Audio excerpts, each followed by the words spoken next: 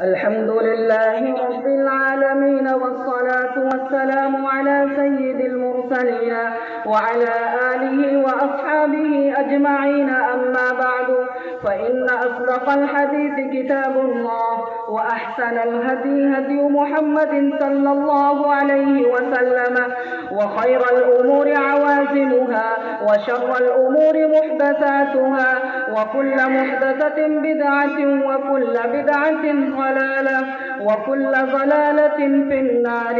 وبالسند المتصل منا إلى الشيخ الإمام الهمام الحافظ الحجة أمير المؤمنين في الحديث أبي عبد الله محمد بن إسماعيل بن إبراهيم بن مغيرة بن بردزبة الجعفي اليماني البخاري رحمه الله الباري.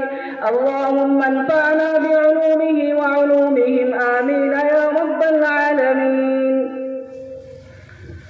باب قول الله تعالى: ونضع الموازين القسط ليوم القيامة وأن أعمال بني آدم وقولهم يوزن.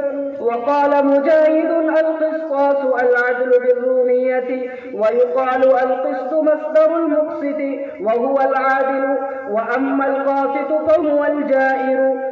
وبه قال حدثنا أحمد بن أشكاب قال حدثنا محمد بن فصيل عن عمارة بن القعقاع عن أبي زرعة عن أبي هريرة رضي الله تعالى عنه قال: قال النبي صلى الله عليه وسلم: كلمتان حبيبتان إلى الرحمن خفيفتان على اللسان ثقيلتان في الميزان، سبحان الله وبحمده سبحان الله العظيم.